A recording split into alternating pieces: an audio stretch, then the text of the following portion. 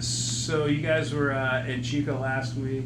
What's going to be 2 days? What related down to 1 day, and what's new for weather for something else? But kind of talk about just how things went over at Chico.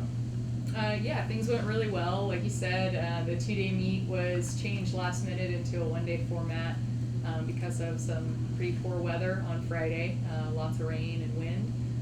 Saturday ended up being a pretty nice day. We had a little bit of sprinkles, but the temperatures were much warmer than what we've been used to lately, which was very nice, especially for all of our sprinters and hurdlers and explosive event athletes. A lot of them performed very well on Saturday.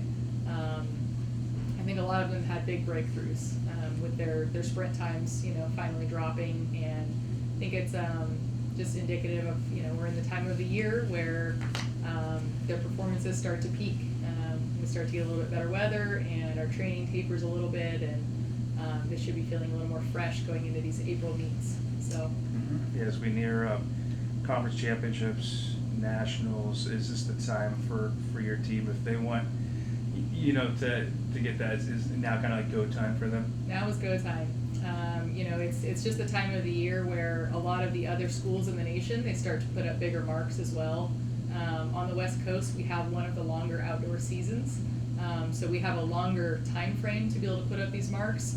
And we have several athletes that are ranked very well in the nation right now. But as other schools start to compete, our rankings might drop a little bit because more schools are starting to compete outdoors, and they're done with their indoor championships, so they start to put up those marks, and we get to kind of finally see where we rank comparatively with the whole nation actually competing. So yeah, this is definitely go time.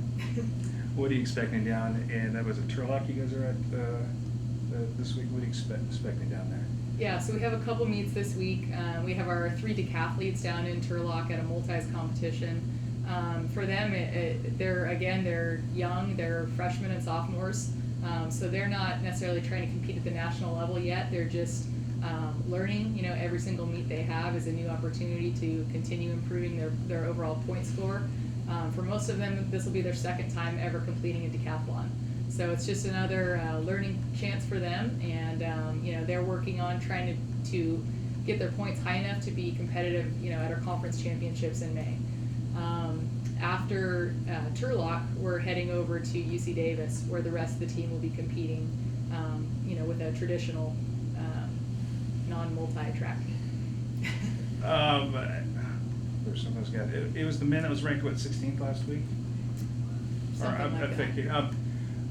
But to get that national recognition, it seems like for the last weeks, getting honor after honor, and just kind of talk about there's still a lot of season left, but how things have gone. I mean, you had to be pleased just at the accolades that your team has got this season. Oh yeah, the team across the board in every different event group is setting top 10 marks and has set some school records already this year. So it's really nice to see that that's happening, early enough in the season, and it's going to continue to happen throughout the rest of the year. But it's really nice to see that it's not just, folks in one event area. It's the distance runners, it's the sprinters, it's the hurdlers, it's the throwers, it's the jumpers. It's literally, the entire track and field team. So it's cool to see that, we're building that depth in all of our different event groups. Great. Anything else you like to add? I can't remember if I already talked about our youth meets last week, but that was a big success. We had upwards of like 500 to 600 kids at those meets, so that was really encouraging, and it was a lot of fun.